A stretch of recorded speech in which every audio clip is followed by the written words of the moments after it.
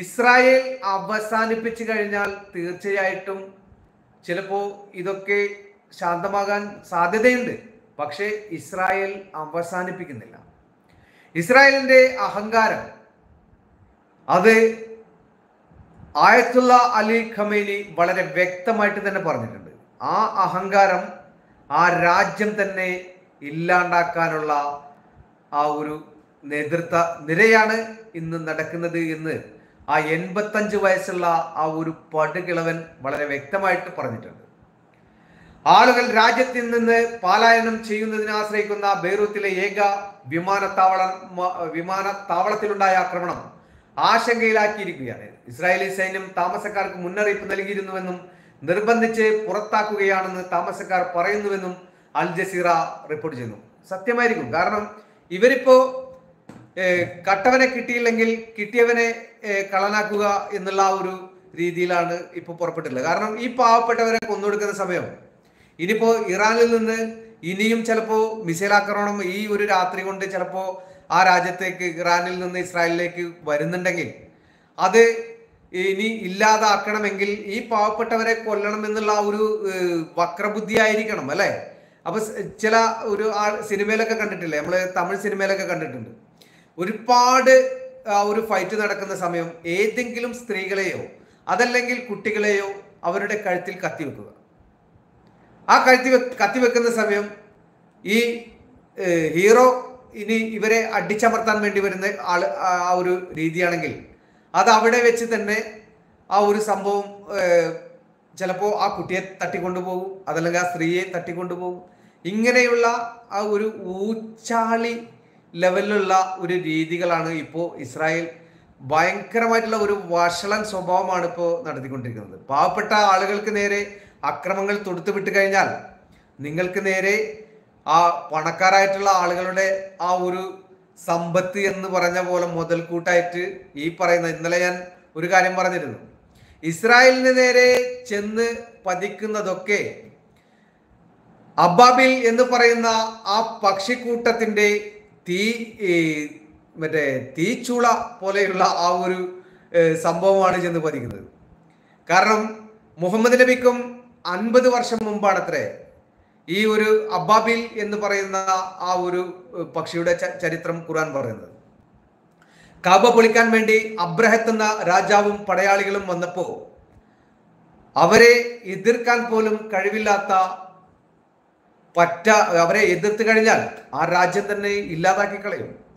അപ്പോ ആ ഒരു അബ്രഹാം രാജാവിനും ആ പടയാളികൾക്കും അഹങ്കാരികളായിട്ടുള്ള അക്രമകാരികളായിട്ടുള്ള ആളുകൾക്ക് നേരെ അപ്പോ ഖുർആനിൽ പറയുന്നത് അത് പടച്ചവൻ തന്നെ അബാബിൽ എന്ന് പറയുന്ന ഒരു പക്ഷിക്കൂട്ടത്തെ ഇറക്കി ആ ഒരു സൈനികരെയും അബ്രഹാം എന്ന് പറയുന്ന ആ ഒരു രാജാവിൻ്റെ ആ ഒരു എല്ലാ സെറ്റപ്പുകളും തകർത്ത് കളഞ്ഞു എന്നാണ് പറയുന്നത്. അപ്പോ എവിടെയെങ്കിലും ഒരു സത്യം ഒളിഞ്ഞിരിക്കുന്നുണ്ടാകണം. ആ ഒരു സത്യത്തിൻ്റെ മുകളിൽ കൈവെക്കുമ്പോൾ തീർച്ചയായിട്ടും ആ കൈവെക്കുന്ന ആ വ്യക്തിക്ക് ചിലപ്പോൾ ജീവൻ തന്നെ തിരിച്ചു കിട്ടാൻ സാധ്യതയില്ല. അപ്പോൾ ഇങ്ങനെ സാധാരണക്കാരെ ബുദ്ധിമുട്ടിച്ച് അവസാനം ആ രാജ്യം, ഇസ്രായേൽ എന്ന് പറയുന്ന ഈ രാജ്യം, അതൊരു പാപത്തിന്റെ ഒരു ശാപമായി മാറുന്ന ഒരു പ്രതിമയായി മാറാൻ തന്നെയാണ് സാധ്യത. കാരണം പാവപ്പെട്ട ആളുകൾ ഈ ഒരു രാജ്യത്തുള്ള ആ രാജ്യം ഭരിക്കുന്ന നെതന്യാഹു പറയുന്ന ആ വ്യക്തിയെയും അതല്ലെങ്കിൽ ആ രാജ്യത്തിൽ നിന്ന് വന്ന് ആക്രമിക്കുന്ന ആ പട്ടാളക്കാരെയും ഒക്കെ മനസ്സുകൊണ്ട് പ്രാഗിക്കൊണ്ടായിരിക്കും ചിലപ്പോ പടച്ചവനെ ഈ വരുന്ന അക്രമികൾക്ക് നീ വലിയ ശിക്ഷ നൽകണേ എന്നൊക്കെ പറഞ്ഞ് പ്രാർത്ഥിച്ച്, അങ്ങനെ ഈ പ്രാർത്ഥനയുടെ ഫലം എന്ന് പറയുന്നത് ഇന്നല്ലെങ്കിൽ നാളെ ആ ഒരു മനുഷ്യന്റെ ജീവിതത്തിൽ തന്നെ അവസാന കാലഘട്ടം അവർക്ക് മറ്റേതെങ്കിലും ഒരു വലിയ മാറാരോഗത്തിൽ തന്നെ ചെന്നെത്തിപ്പെടാൻ സാധ്യതയുണ്ട്.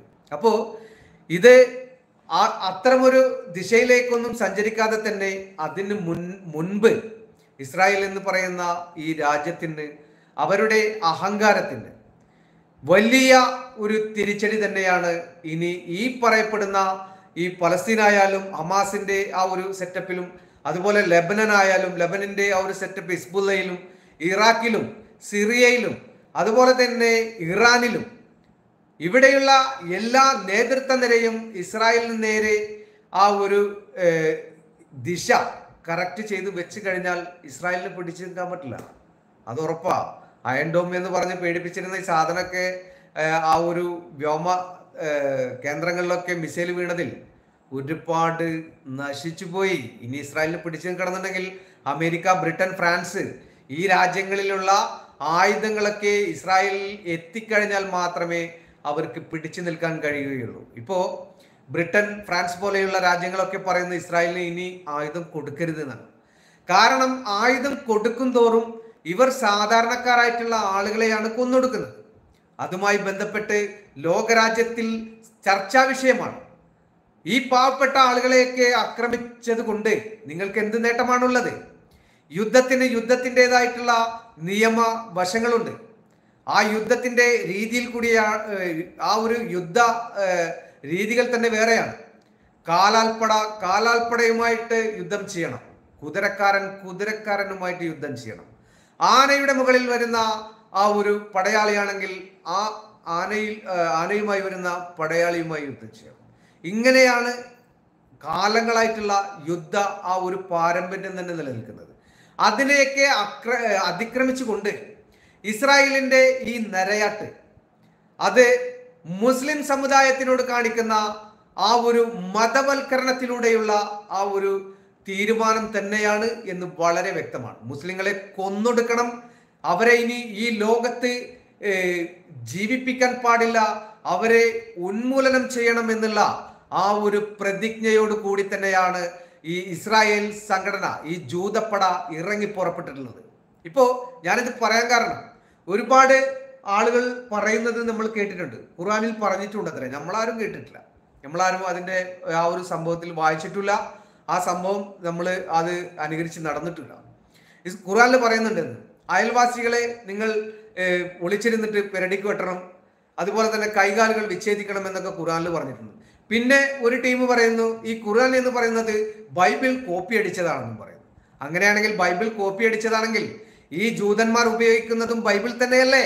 അപ്പോ ഈ ബൈബിളിൽ അടിസ്ഥാനപരമായിട്ട് ഖുർആൻ കോപ്പി അടിച്ചതാണെങ്കിൽ ഈ ഖുർആനിന് മുമ്പ് ബൈബിൾ ഉണ്ടെങ്കിൽ തീർച്ചയായിട്ടും ആ ബൈബിൾ അത് ഉൾക്കൊണ്ട് തന്നെയാണ് ജൂതന്മാർ ഇറങ്ങി പുറപ്പെട്ടതെങ്കിൽ ആ ബൈബിളിലും ഉണ്ടാവില്ലേ ശത്രുക്കളെ ഒളിഞ്ഞിരുന്ന് പിരടിക്ക് വെട്ടാനും അതുപോലെ തന്നെ അവരുടെ കൈകാലുകൾ വിച്ഛേദിക്കാനും കണ്ണുകൾ ചൂഴ്ന്നെടുക്കാനും ഈ ബൈബിളിലും പറഞ്ഞിട്ടുണ്ടാകില്ലേ? അപ്പോ എന്തുകൊണ്ടാണ് ഇത്തരം വിഷയങ്ങൾ മറച്ചു വെച്ചുകൊണ്ട് ഇസ്ലാമിക രാജ്യത്തെയും അതുപോലെ തന്നെ മുസ്ലിങ്ങളെയും സാധാരണക്കാരെയും കൊന്നൊടുക്കുന്ന ഈ രീതികൾ തുടർന്നുകൊണ്ടിരിക്കുന്നത്? അവർക്ക് രാജ്യമല്ല, അവർക്ക് ആ രാജ്യത്ത് ജീവിക്കുന്ന പാവപ്പെട്ട ആളുകളാണ് വലിയ വിഷയം. ഇപ്പോ അറേബ്യൻ കൺട്രി ഇപ്പൊ ഇന്നലെ പറഞ്ഞിരുന്നു, ഇസ്രായേലിന്റെ കൂടെ, അമേരിക്കയുടെ കൂടെ, ബ്രിട്ടന്റെ കൂടെ മറ്റേ കുവൈത്തും സൗദി അറേബ്യയും അതുപോലെ തന്നെ ഖത്തറും ബഹ്റൈനും ഒക്കെ ഒന്നിച്ചു നിന്നുകൊണ്ട് ആ രാജ്യങ്ങളിലുള്ള അമേരിക്കയുടെ അതല്ലെങ്കിൽ ബ്രിട്ടന്റെ ഫ്രാൻസിൻ്റെതായിട്ടുള്ള എംബസിയിലുള്ള ആ ഒരു മിലിറ്ററി കേന്ദ്രങ്ങളും ഒക്കെ ഉപയോഗിച്ചുകൊണ്ട് ഇറാനെ ഒന്നുമല്ലാതാക്കി മാറ്റുമെന്ന് ഇന്ന് രാത്രി കൊണ്ട് തന്നെ ഇറാനെ തുടച്ചു നീക്കുന്നു എന്ന് പറഞ്ഞുകൊണ്ടാണ് ചില മാധ്യമ റിപ്പോർട്ടുകൾ വന്നിട്ടുള്ളത്. അപ്പോൾ ഇങ്ങനെയൊക്കെ നോക്കുമ്പോൾ യാതൊരുവിധ അടിസ്ഥാനവുമില്ലാത്ത ഈ ഭാഷകളൊക്കെയാണ് ഉപയോഗിക്കുന്നത്. അപ്പോൾ അടിസ്ഥാനപരമായിട്ടുള്ള കാര്യങ്ങൾ കൃത്യമായിട്ട് നമുക്ക് കാണണം, കേൾക്കണം എന്നുണ്ടെങ്കിൽ BBC അതുപോലെ തന്നെ CNN, അൽ ജസീറ, അതുപോലെ ഇസ്രായേലിന്റെ ആ ഒരു ന്യൂസ് ലൈവ് വരുന്നുണ്ട്. ആ ഒരു ചാനലൊക്കെ കണ്ടാൽ മാത്രമാണ് അവിടെ നടക്കുന്ന ആ ഒരു സംഭവം വളരെ കൃത്യമായിട്ട് നമുക്ക് മനസ്സിലാക്കാൻ കഴിയുക. ഇപ്പോ പടർന്ന് പന്തലിച്ച് നിൽക്കുന്ന പോലെയാണ് യുദ്ധങ്ങൾ. ഈ പല രാജ്യങ്ങളിലേക്കുമാണ് ദിശ തെറ്റിപ്പോയിക്കൊണ്ടിരിക്കുന്നത്. അപ്പോൾ ഇസ്രായേലിലാണ് ഈ പ്രശ്നങ്ങൾക്കൊക്കെ കാരണമെന്നാണ് അമേരിക്ക അതുപോലെ ഫ്രാൻസ് പോലെയുള്ള രാജ്യങ്ങൾ വ്യക്തമായി മനസ്സിലാക്കുന്നത് തന്നെ. അപ്പോൾ ഇസ്രായേലിന്റെ ഈ പോക്ക് ഇപ്പൊ ബ്രിട്ടനിലുള്ള ആ മിസൈലുകളാണെങ്കിലും അതല്ലെങ്കിൽ മറ്റ്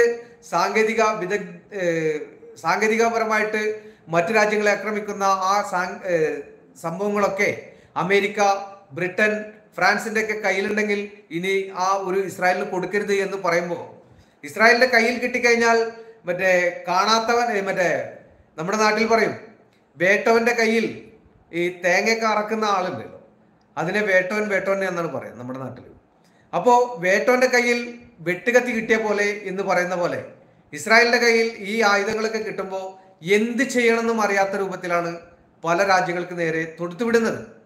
അപ്പോൾ ആ രാജ്യത്തിന്റെ നാശം തുടങ്ങിക്കഴിഞ്ഞു എന്നുള്ളത് വളരെ വ്യക്തമാണ്. കാരണം അയൽ രാജ്യങ്ങളെയാണ് ഈ ആക്രമിച്ചു കൊണ്ടിരിക്കുന്നത്. ഈ അയൽ രാജ്യങ്ങളൊക്കെ മുസ്ലിം രാജ്യങ്ങളായതുകൊണ്ടാണ് ഈ പറയുന്ന അവർക്ക് പ്രധാനപ്പെട്ട കേന്ദ്രങ്ങളെയൊക്കെ ലക്ഷ്യം വെച്ചുകൊണ്ട് തന്നെയാണ് ഇസ്രായേൽ മിസൈൽ ആക്രമണം നടത്തിക്കൊണ്ടിരിക്കുന്നത്. അപ്പൊ അവിടെയുള്ള ജനങ്ങളൊക്കെ കയ്യും കെട്ടി നോക്കിയിരിക്കണം. ഇവര് ലോക പോലീസിന്റെ ലെവലിലുള്ള ആളുകളാണ്. അവർ വന്ന് പെട്ടെന്ന് തന്നെ സല്യൂട്ട് അടിച്ചിട്ട് ശരീരം കാണിച്ചു കൊടുത്ത് അല്ലെങ്കിൽ കൈ പൊക്കിയിട്ട് അവരുടെ ആ ഒരു തോക്കിന് മുന്നിൽ നിന്നു കൊടുക്കണം എന്നുള്ള ആ ഒരു അല്ലേ, അങ്ങനെ ചിന്തിക്കുമ്പോൾ നമുക്കൊക്കെ ഭയങ്കര വിഷമമുണ്ട്. കാരണം ഈ സംഭവം ഇപ്പൊ പലസ്തീന്റെ കഥ വെച്ച് പറയണമെന്നുണ്ടെങ്കിൽ ആ ഒരു ചരിത്ര സംഭവം നമ്മുടെ ഇന്ത്യയിലും വർഷങ്ങൾക്ക് മുമ്പ് സംഭവിച്ചിട്ടുണ്ട്. ബ്രിട്ടീഷിന്റെ ആ ഒരു ഭരണം വന്നതിൽ ഇന്ത്യയിലുള്ള നമ്മുടെ ഇന്ത്യൻ പൗരന്മാർ, നമ്മുടെ പൂർവികന്മാരായിട്ടുള്ള ആളുകൾ ഈ പറയുന്ന ഈ ജൂതപ്പട തന്നെയാണ്, ഈ ബ്രിട്ടീഷുകാർ എന്ന് പറയുന്നതൊക്കെ തന്നെയാണ് പറഞ്ഞത്. അവരിൽ നിന്ന് നമ്മുടെ ഇന്ത്യയിലുള്ള ഇന്ത്യയിലെ സഹോദരന്മാരൊക്കെ ഒരുപാട് പീഡനങ്ങളാണ് അനുഭവിച്ചിട്ടുള്ളത്. ഇവരുടെ ചിന്താഗതി മറ്റൊന്നാണ്. അവർക്ക് രാജ്യം വേണമെന്നുണ്ടെങ്കിൽ ആ രാജ്യം വേണം എന്നുള്ള ആ രൂപത്തിൽ ഫൈറ്റ് ചെയ്യും. അതല്ലെങ്കിൽ അവരെക്കാളും വളരെ താഴ്ന്ന ആ തട്ടിലുള്ള ആളുകളാണെങ്കിൽ അതൊന്നും ഒരു മനുഷ്യരല്ല എന്നുള്ള ഒരു കണക്ക് കൂട്ടലുകളും ഇവരുടെ ചിന്തയിലുണ്ട്. അവരെയൊക്കെ അടിച്ചമർത്തി അടിമകളാക്കി അവർക്ക് ജോലി ചെയ്യാൻ പാകപ്പെടുന്ന ആ ഒരു മൃഗങ്ങളെ പോലെയാണ് അവർ കണക്കാക്കുന്നതൊക്കെ. അപ്പോ ഇന്ത്യയിലുള്ള ആ ഒരു ബ്രിട്ടീഷിന്റെ ഭരണത്തിൽ തന്നെ ഈ ഇന്ത്യക്കാർ ഹിന്ദുക്കളായാലും മുസ്ലിങ്ങളായാലും ക്രിസ്ത്യാനികളായാലും സിഖുകാരായാലും അതല്ലെങ്കിൽ ബുദ്ധമതസ്ഥരും മറ്റുമൊക്കെ ഒരുപാട് പീഡനങ്ങൾ അനുഭവിച്ചു. ഫലസ്തീനിലും നടന്ന അതേ രൂപം തന്നെയാണ് നമ്മുടെ ഇന്ത്യയിലും സംഭവിച്ചത്.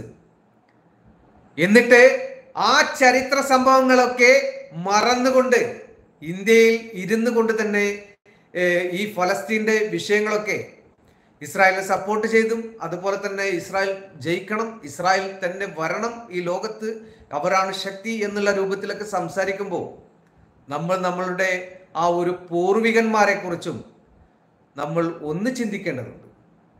കാരണം നമ്മുടെ ഈ ഒരു കാലഘട്ടത്തിലാണ് അത്തരം ഒരു സംഭവം ഉണ്ടായതെങ്കിൽ നിങ്ങളൊന്ന് ആലോചിച്ചു നോക്കൂ. നമ്മുടെ കുടുംബത്തിലുള്ള ഉമ്മ പെങ്ങന്മാരെയും അതുപോലെ തന്നെ നമ്മുടെ ആ ഒരു സഹപാഠികളെയും സഹോദരന്മാരെയും ഒക്കെ ഒന്ന് ചിന്തിച്ചു നോക്കണം. നമ്മുടെ ആ ഒരു നാട്ടിൽ ഈ പറയപ്പെടുന്ന രീതിയിൽ എന്തെങ്കിലും ഒരു പ്രശ്നങ്ങൾ ഉണ്ടായി കഴിഞ്ഞാൽ നമ്മൾ ആ ഒരു പ്രശ്നം ഉണ്ടാക്കാൻ വേണ്ടി ശ്രമിക്കുന്ന ആളുകളെ ഏത് രൂപത്തിലായിരിക്കും പ്രതികരിക്കുക?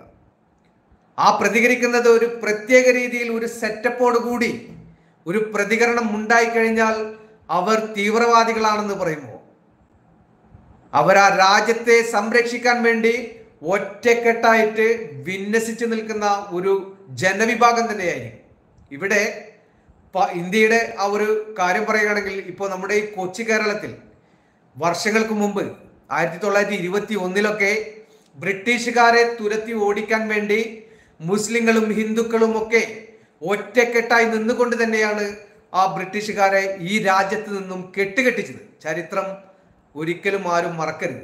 അപ്പോ പല രൂപത്തിലും പല ആളുകളും പലതും പറയുന്നുണ്ടെങ്കിലും അതൊന്നും സത്യമല്ല. കാരണം നമ്മളിപ്പോൾ ഈ ജീവിക്കുന്ന ഇതേ രൂപത്തിൽ തന്നെയാണ് ഈ പറയപ്പെടുന്ന കാലഘട്ടങ്ങളിലും ഇന്ത്യ രാജ്യത്ത് മുസ്ലിങ്ങളും ഹിന്ദുക്കളും ക്രിസ്ത്യാനികളും ഒക്കെ ഉണ്ടായിരുന്നത്.